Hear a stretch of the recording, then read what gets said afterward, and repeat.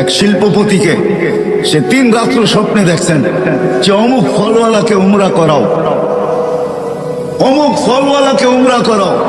প্রথম দিন দ্বিতীয় দিন সে ভ্রুক্ষেপ করে নেয় যে হয়তো এটা এমনি দেখতেছি। তো তৃতীয় দিন বড় কঠোর ভাবে দেখছেন, কঠোরতার সাথে স্বপ্ন সামনে আসছে যে তুই করাবি কি করাবি না বল। তো সে ঘুমের থেকে উঠছে, কোনো মতে তার নাম্বার জোগাড় করছে, করে তাকে ফোন দিছে, তোমাকে আমি উমরা করাইতে চাই। সে একটা অট্ট হাসি দিয়া বলছে যে আমি তো নামাজই পড়ি না, আমি আবার কি উমরা করব? আমি তো মসজিদই চিনি না, উমরা আবার কি করবো আমি? তো সে বলছে আমি অবশ্যই তোকে করাবো। পুরা কাহিনী খুলে বলছে। তো সে বলছে ডেলি কামাই ডেলি খাই, আমি উমরায় চলে গেলে ঘর চলবে কি দিয়া? তো শিল্পপতি বলছে শুধু তোর খরচ দিব না, তোর ঘরের খরচও দিব, চল তুই। তো বাধ্য হয়েছে যাইতে। উমরার থেকে যখন ফিরত আসতেছেন, যেদিন ফিরত আসবেন গাড়িতে উঠবে, এয়ারপোর্টের দিকে রওনা হবে, তো বলছে মালিক 2 রাকাত নামাজ পড়া নিতে চাই। আবার জীবনে আসা হয় কি না হয় জানি না। তো বলছে পড়া নেই। প্রথম রাকাত পুরা করছে, দ্বিতীয় রাকাতে যখন দ্বিতীয় সেজদায় গেছে আর ওঠে না, লম্বা সময় চলে গেছে, ওঠে না। শরীরে যখন হাত দিছে তো দেখে আর দুনিয়াতে নাই, চলে গেছে। তো শিল্পপতি ভাবতেছে মৌতটা আমার হলো না কেন, ওর হলো কেন? দাফন কাফন করে চলে আসছে। বাড়িতে জিজ্ঞাসা করছে কি কাজ করতো, এর আমল কি ছিল? এত নামাজই পড়তো না, মসজিদই চিনতো না, আবার আমল কিসের? বলছে এরকম মৌত হলো তো হলো কি করে? কোন সূত্র অবশ্যই থাকবে। বলে সূত্র একটাই আছে, হয়তো হইতে পারে। বলে সেই সূত্র কি? বলে ফল বেচা যখন বিকালে বাজার করে ফিরতো, তো আমাদের প্রতিবেশী এক বিধবা আছে, কিছু এতিম বাচ্চা সাচ্চা নিয়া আর ঘরের জন্য যা অন্ত তাই কিনা নিয়ে আসতো এদের জন্য। বাহিরে রাইখা আওয়াজ দিত, বোন বাজার বাহিরে রাইখা গেছে, ভিতরে নিয়ে যাস। বলে এই আমলটাই তার ছিল। তো শিল্পপতি বলতেছে হ্যাঁ, এই আমলের কারণেই তার এই মৌত। সত্য এটাই। আমার কথা যদিও আমি বুঝাইতে পারতেছি না, সত্য এটাই। যাকে যা দিছেন। তো ওই ধনী ব্যক্তি এখনো বেঁচে আছে। সে বলে ঠিক আছে, তোমাদের দায়িত্ব আমি নিলাম যতদিন বেঁচে থাকবো, আর এই বিধবার বা দায়িত্ব আমি নিলাম যতদিন পর্যন্ত বেঁচে থাকবো। তোমরা শুধু আমার জন্য এতটুকু দোয়া করো যে আমারও যেন মৌত এর মতোই হয়, যে মৌত আমি সচক্ষে এর দেখলাম।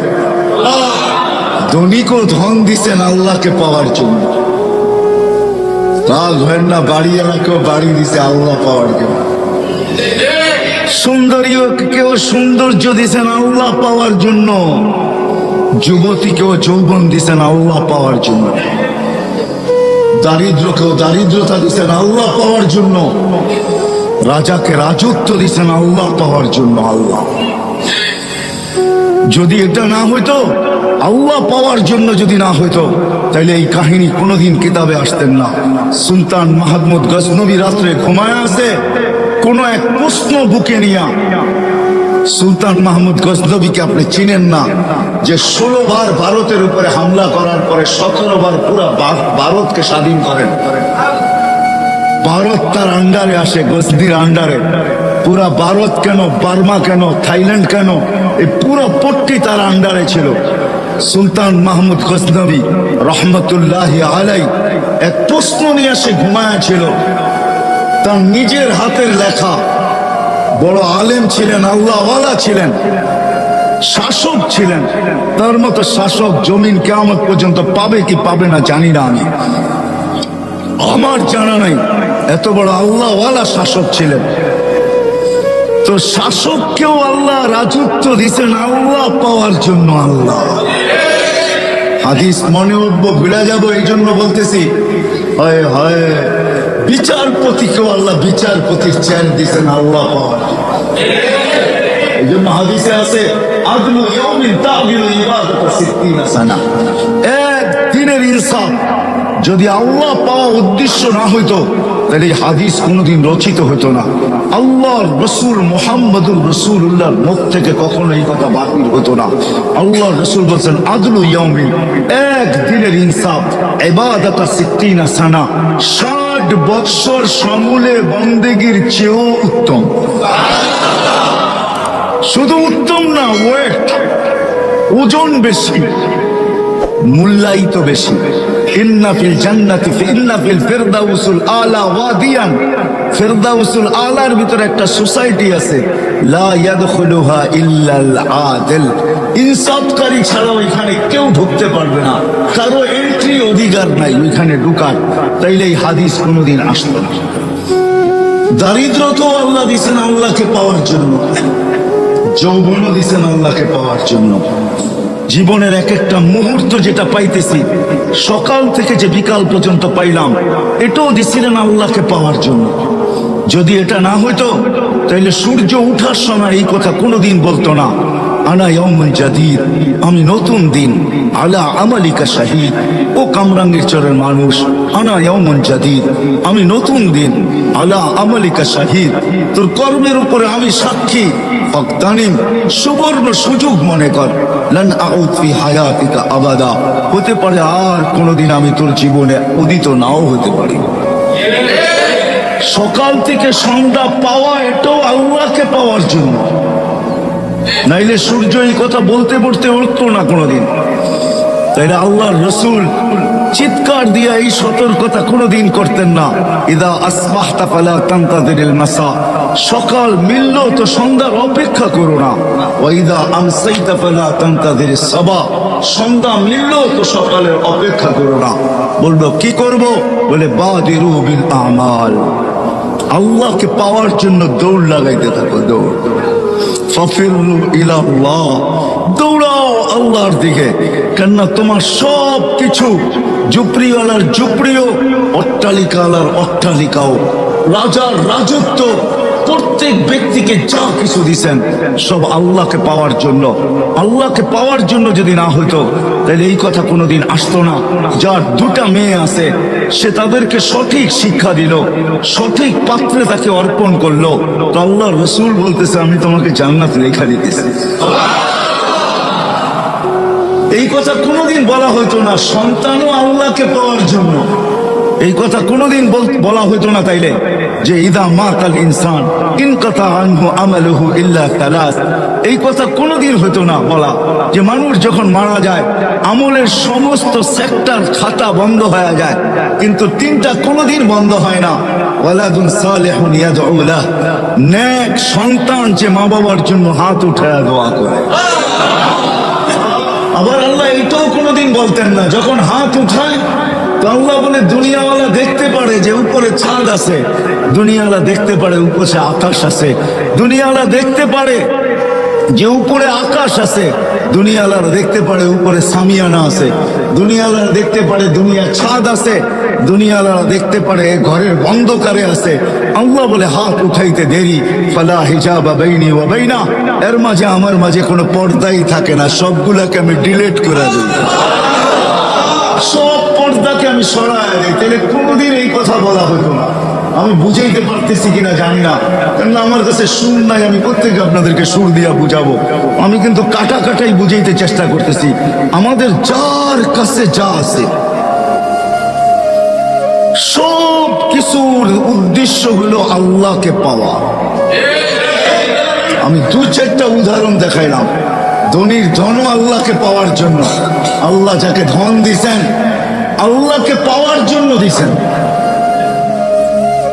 আপনার কতটুকু ধনের মালিক এটা যদি না হইতো তাহলে আব্দুর রহমান ইবনে আউফ কোনোদিন বলতেন না এই কথা, যাকে আল্লাহ ধন দিছিলেন কতটুকু, যেদিন দুনিয়ার থেকে বিদায় নেন ওই দিন ওনার ক্যাশ কোটি টাকা। কত? কয় টাকায় হয়? 47। বাঙালি গুলা বললাম না, আরো বাঙালি আছে। 47 লক্ষ কোটি টাকা ক্যাশ ছিল, ক্যাশ। আপনাদের এবার ন্যাশনাল বাজেট হয়েছে 6 লক্ষ কোটি টাকা, ওনার কাছে ছিল 47 লক্ষ কোটি টাকা। ওনাকে জিজ্ঞাসা করছে এত দান কেন? বলছে আল্লাহ পাওয়ার জন্য দিছে, লিল্লাহি ওয়ালি রাসূলিহি ওয়ালিল মুমিনিন, আল্লাহ পাওয়ার জন্য দিছে, আল্লাহ পাওয়ার জন্য। হায় হায় হায়, তাইলে কোনোদিন দারিদ্রতা যদি আল্লাহকে পাওয়ার জন্য না হইতো তাইলে কোনোদিন হাদিসে এই কথা আসতো না। যে আল্লাহ বলবে ধনীদেরকে দেখায় তুমি 500 বছর জান্নাতের নেয়ামত ভোগ করো। কেননা ধনীরা তোমাদেরকে দেখায় ভোগ করছে। বহুত লোক এখানে হইতে পারে এরকম আছে প্যান্ডামিকের কারণে, প্যান্ডামিক বোঝেন? মনে হয় বোঝেন নাই।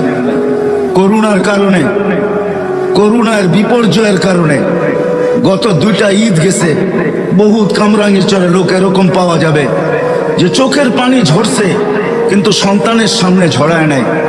মা হয়তো ঝরছে কোনো মতে আঁচল দিয়ে মুছা নিছে, সন্তানকে জানতে দেয় নাই। বাবা হয়তো অন্তরালে যে চোখের পানি ঝরাইছে। ঈদের ভিতরে একটা নতুন কাপড় বাচ্চাদেরকে দিতে পারে নাই। কোরবানি ঈদ গেছে, হয়তো এমনও হয়েছে যে 1 কেজি গোশত কোথার থেকে আইনা সন্তানের মুখে উঠাইতে পারে নাই। ঠিক না? হবে কামরাঙ্গীর চরে এরকম লোক? না হবে না? সবাই বাড়িওয়ালা? না না না না, আমি জানি বাংলাদেশ সম্বন্ধে আমার ধারণা আছে, এরকম লোক হবে বাংলাদেশে হাজার। আল্লাহ তাইলে এই গর্বত দারিদ্রতা যদি আল্লাহকে পাওয়ার জন্য না হতো, তাইলে এই বিনিময় কোনোদিন রাখা হতো না যে তুমি ধনীদেরকে দেখায় জান্নাতের নেয়ামত 500 বছর ভোগ করবে। 500 বছর না। কামরাঙ্গীর চরেও কিছু দোকান আছে, রিক্সাওয়ালা সামনে দিয়া যায় আর মনের ভিতরে আগুন জ্বলতে থাকে, আর কখনো কখনো অভিযোগও আল্লাহর বিরুদ্ধে করতে থাকে যে আল্লাহ আজ পর্যন্ত তো এতটুকু পয়সা দিলা না যে এই দোকানটায় ঢুকি আর এইখানে কি তৈরি হয়, কমসে কম একটা আইটেম হইলেও খাই বা একটা আইটেম হইলেও বাড়িতে নেওয়া যায়। এরকম দোকান নাই কামরাঙ্গীর চরে? আপনাদের এই মার্কেটেই আছে ফাস্ট ফুড যেখানে বিক্রি করে, ভালো ভালো নামি দামি হোটেল যেগুলা বিকালে চালু হয় রাত্র 1টা-1:30 পর্যন্ত চলে, গ্রিল সিরিল বার্গার সার্গার কত রকমের আইটেমের খাওয়া। ঠিক না? হাজারো ভ্যানওয়ালা ডেলি যায় আর মাঝে মাঝে দেখে এরকম কোনো ক্যামেরা আসে নাই যে ওটার স্ন্যাপ নেওয়া যায়। স্ন্যাপ, স্ন্যাপ বোঝেন? চিত্র নেওয়া যায় যে ওই সময় ওর দিলের ভিতরে কি বলতে থাকে, কেননা ওর ঘরের বাচ্চারাও মনে চায় যে এই খাওয়া খাই। ঠিক না? ওর দিলের অবস্থা কি হয়? এই জন্য দারিদ্র তো আল্লাহকে পাওয়ার জন্য, নাইলে আল্লাহ এত বড় পুরস্কার কোনোদিন রাখতেন না যে তুমি 500 বছর ভোগ করবে। ধনীরা দেখতে থাকবে গ্লাসের এই দিক থেকে, তুমি থাকবে ওই পারে, এরা থাকবে এই পারে। তুমি খাবে বার্গার, তুমি খাবে মুরগি ফ্রাই, তুমি খাবে গ্রিল। ওটা জান্নাতের গ্রিল, দুনিয়ার গ্রিল না। জান্নাতের গ্রিল, জান্নাতের। 500 বছর দেখায় দেখায় খাবে আর গড়িতে টাইমে মরতে থাকবে। যেদিন 500 বছর ওকে হবে, হাদিসের শব্দ এইটাই, তামাত্তাউ 500 আম হাত্তা ইয়াদখুলাল আগনিয়া। আল্লাহ বললে 500 বছর পুরা করো, তারপরে তোমাকে ধনীদেরকে জান্নাতে যেতে দেব, এর আগে দেব। তো সিটি আছে জান্নাতের ভিতরে তুবা নামের, খালাকাল্লাহু মিন মারজান। আল্লাহ মারজান দিয়া তৈরি করছেন, মারজান পাথর দ্বারা। লাহু 70,000 বাবান, যা 70,000 গেট। আল্লাহ কুল্লি বাবিন 70,000 মালাইকা, প্রত্যেক গেটে 70,000 ফেরেশতা। হাফেজে কোরআন যখন ঢুকবে তো প্রত্যেক গেটে 70,000 ফেরেশতা গার্ড অব অনার দিবে। Guard of honour, guard of honour বোঝেন? গার্ড অব অনার দিবে। শেষ দরজা যখন অতিক্রম করে শহরে ঢুকবে, 70,000 অতিক্রম করার পরে শহর শুরু হবে, তো 490 কোটি ফেরেশতার গার্ড অব অনার কমপ্লিট হবে। কত? 400 লিহাফিজিল কোরআন। ওই শহরটা হাফেজে কোরআনকে দিবে আল্লাহ। আপনি আঙ্গুল উঠেলে কি আর আসে যায়? আপনি আজকে গালি দিলে কি বা আসে যায়? আসতে দেন না যাও সময়। তো আল্লাহ যা দিচ্ছেন, এরকম আদেলের জন্য, ইনসাফকারীর জন্য একটা সোসাইটি বানানো আছে যেখানে আর কেউ ঢুকতে পারবে না। তো সুলতান মাহমুদ কোন স্বপ্ন নিয়ে ঘুমায়া গেছেন, প্রশ্ন নিয়ে ঘুমায়া গেছেন। স্বপ্নে আল্লাহ রসুল আসছে আর আয়েশা বলছে, সুলতান তোকে আল্লাহ মাফ করে দিছে, যা। রাজত্ব দিচ্ছেন তো আল্লাহ আল্লাহকে পাওয়ার জন্য দিচ্ছেন।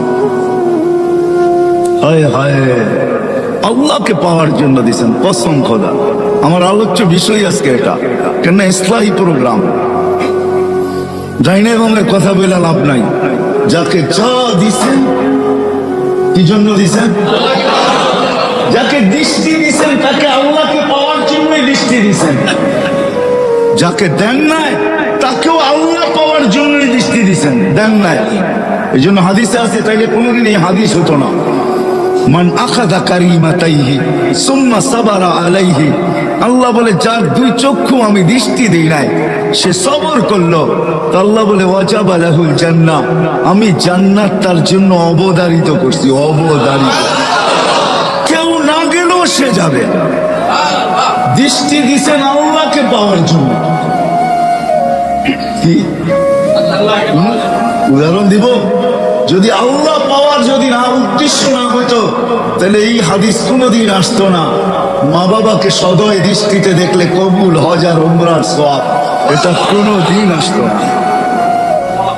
মা বাবাকে সদয় দৃষ্টিতে দেখলে, হ্যাঁ, ঘরে ঢুকছে মুস্কি হাসি দিয়া মা বাবাকে বারবার দেখতেছে, মাও জিজ্ঞাসা করতেছে মাথা ঠিক আছে, এরকম করে তাকাইস কেন? বাবাও কয় তোর কি হইলো, এরকম করে তাকাস, এতদিন তাকাইস না, আজকে এরকম করে তাকাইস কেন? তো বলছে বুঝবেন না আপনারা। মানি কি বুঝবো না? বলে আমি দেখতেছি না, আমি কবুল হজ আর উমরার সওয়াব কামাইতেছি। আল হজ্জুল মাবরুর জাযাউহুল জান্নাহ, হজ্জে মাবরুর, কবুল হজ, আল্লাহ বলেন এর বদলা জান্নাত ছাড়া আর কিচ্ছু না। হজ্জুল মাবরুর লাইসা লাহু জাযা ইল্লাল জান্নাহ। তাইলে দৃষ্টিও দিছেন আল্লাহকে পাওয়ার জন্য। সাথে আরেকটা শব্দ যোগ না হলে ভুল হয়ে যাবে আমার, সেটা হলো আল্লাহ আল্লাহ রসুলকে পাওয়ার জন্য। আল্লাহ আল্লাহ আল্লাহ আল্লাহ আল্লাহকে পাওয়ার জন্য এবং আল্লাহ রসুলকে আল্লাহ রসুলকে পাওয়ার জন্য।